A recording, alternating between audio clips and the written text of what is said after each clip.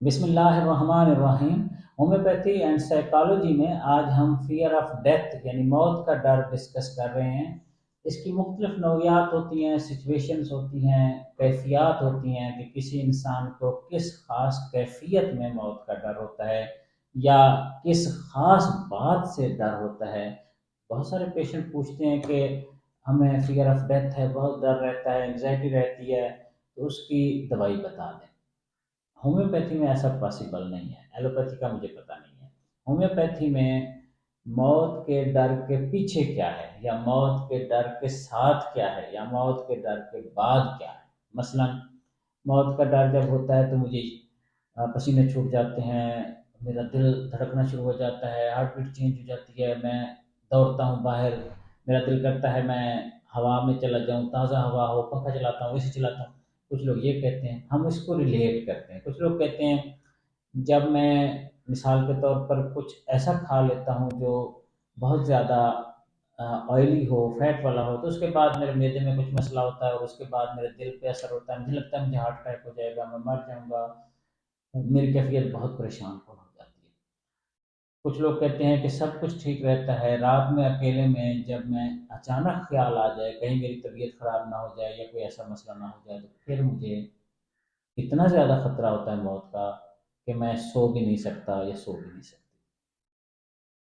کچھ لوگوں کو مثال کے طور پر اونچائی سے بہت زیادہ اس طرح کی کیفیت ہو جاتی ہے، کچھ لوگوں کو تنگ جگہ سے، بند جگہ سے یہی ڈر، خوف، پینک ہونے کی کیفیت آتی ہے۔ کسی کو کسی کا ایکسیڈنٹ سن کے آتی ہے، مثال کے طور پر جس کو اس چیز کا ڈر ہے کہیں مجھے ہارٹ اٹیک نہ ہو جائے، اس کو اس سے کوئی پرواہ ہی نہیں، کوئی کڈنی فیلور سے فوت ہو گیا، کسی کو ایکسیڈنٹ ہوا، کسی کو مثال کے طور پر کسی نے گولی مار دی، ایسی کیسی کیفیت سے اس کو کوئی فرق نہیں پڑتا، جتنا ایک عام آدمی کو پڑتا ہے کہ اللہ تعالیٰ اس کو جنت نصیب کرے، اس طرح کا خیال آتا ہے۔ مگر جس کو ہارٹ اٹیک کا ہے تو اس کو اگر یہ خیال آ جائے کہ پتہ چل جائے کہ فلاں 40 ایئر کا تھا، 30 ایئرس کا تھا، اس کی ایج تھی، جوان تھا، اچھا بھلا چلتا پھرتا تھا، اس کو ہارٹ اٹیک ہوا، وہ فوت ہو گیا، اب اس خبر کے ساتھ اس کو بہت زیادہ ڈر، خوف اور انگزائٹی ہو جائے گی۔ آج کا ہمارا ٹاپک ہے کہ فیئر آف ڈیتھ۔ جب آپ سونے لگتے ہیں، جب انسان سونے لگتا ہے، دن ہو یا رات ہو، آنکھیں بند کرتا ہے تو اس کو یہ فیلنگ آتی ہے کہ اگر میں سو گیا تو میں سوتے دوران کہیں فوت نہ ہو جائے۔ اولڈ ایج میں تو کافی لوگوں کو یہ دیکھا ہے، لیکن بہت سارے پیشنٹ اب ینگ ایج میں بھی اس کیفیت میں اس لیے مبتلا ہوتے ہیں کہ انہوں نے پہلے بہت ساری دوائیاں کوئی نہ کوئی کھائی ہوتی ہیں۔ اکثر اوقات انگزائٹی کی، خاص طور پر الرجی کی، اس طرح کی جب دوائیاں لوگ متواتر کھاتے ہیں تو اس کے بعد کچھ کیفیت عجیب سی ہونے لگتی ہے، جب وہ چھوڑتے ہیں یا کچھ عرصے بعد وہ دوائی اس طرح کام نہیں کر رہی ہوتی۔ فیئر آف ڈیتھ اگر آپ سوتے ہیں تو اس وقت کیسے ہمارے لٹریچر میں ہوتا ہے یا پیشنٹ عام طور پر کیا بتاتے ہیں، میں پہلے آپ کی خدمت میں روبرک عرض کر دیتا ہوں تاکہ ہومیوپیتھی ڈاکٹرز اور اسٹوڈنٹس ریسرچ کرنا چاہیں، دیکھنا چاہیں تو ان کو سہولت ہو جائے۔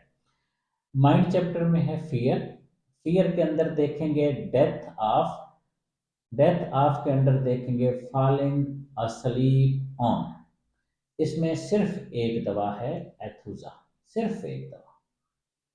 اسی علامات اور روبرک کو تھوڑا دوسرے انداز میں دیکھتے ہیں، یہ بھی پیشنٹس عام طور پر بتاتے ہیں، ملتی جلتی ہے لیکن الفاظ تھوڑے سے مختلف ہیں۔ فیئر چیپٹر میں، مائنڈ چیپٹر میں جائیں گے، مائنڈ چیپٹر کے اندر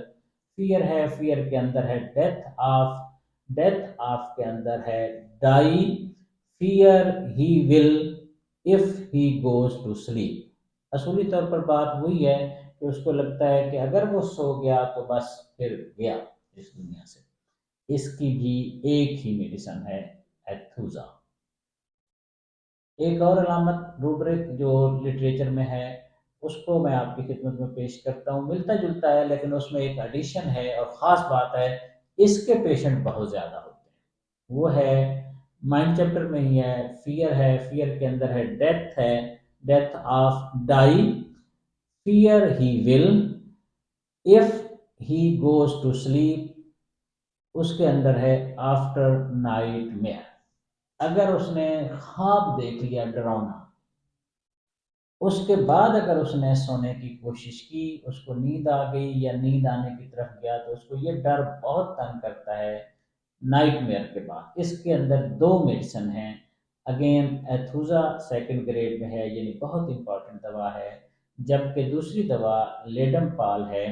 وہ چھوٹے گریڈ میں ہے۔ میں نے ابھی تک جب ٹوٹیلٹی دیکھتے ہیں، کیس ڈسکس کرتے ہیں، تو لیڈم کا پیشنٹ مجھے ایسا نہیں ملا جس کو یہ کیفیت ہو۔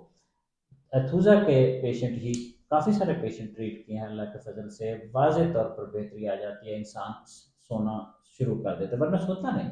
رات بھر جاگتا رہتا ہے، دیر دیر تک جاگتا رہتا ہے، اور اگر سوئے بھی تو بالعموم دن تو پھر اس لیے سے ہوتا ہے کہ وہ کہتا ہے کہ کوئی دیکھ رہا ہے مجھے، اگر کوئی دقت ہوگی تو پتہ چل جائے گا۔ اور یہ لوگ کوشش کرتے ہیں کوئی ان کے آس پاس لازمی موجود ہو جب وہ سوئیں، اگر سوئیں، نمبر دو وہ جاگ بھی رہا ہو۔ میری ایک پیشنٹ ہے کینیڈا میں، تو وہ کہتی ہے میں رات بھر اس لیے نہیں سوتی، جب نیند کا ہم نے مسئلہ ڈسکس کیا تو وہ سوتی کیوں نہیں ہے، وہ سوتی ہے صبح جا کے نماز کے ٹائم، ساری رات جاگتی ہے، کیوں بھائی؟ اس لیے کہ کم از کم امی ابو جاگ رہے ہیں، ساری رات نہیں سوتی کہ امی ابو جاگ رہے ہیں۔ اب جب وہ اٹھے سوئے گی ہی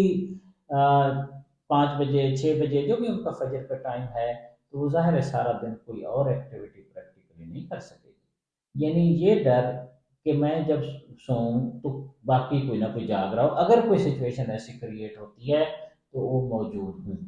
اس کے ٹریٹمنٹ سے اس کو یہ کیفیت واضح طور پر بہتر ہو گئی ہے کہ اس کو یہ ڈر، یہ خیال نہیں ہے کہ میں اس لیے نہیں سوتی، اگرچہ اس کی روٹین ابھی اس طرح نہیں بن پائی رات کے جلدی سونے کی، دن جلدی اٹھنے کی، مناسب ٹائم پہ اٹھنے کی، لیکن پھر بھی اس کا یہ ڈر یا ریزن وہ نہیں رہی جب ہم نے اس کا علاج کیا۔ اس کی دوا اور تھی، اس کا کیس اور تھا، میں صرف بتا رہا ہوں مثال کے طور پر کیا کیا ذہن میں ہوتا ہے۔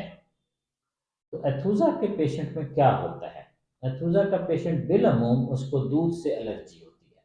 یعنی دیکھیں صرف اس ایک ڈر سے ہم کیا کیا مزید دیکھ سکتے ہیں یا غور کر سکتے ہیں۔ اس انسان کو دودھ سے الرجی ہوتی ہے، اوریجن ہوتا ہے، یا دودھ کے ساتھ کوئی نہ کوئی تعلق ہوتا ہے،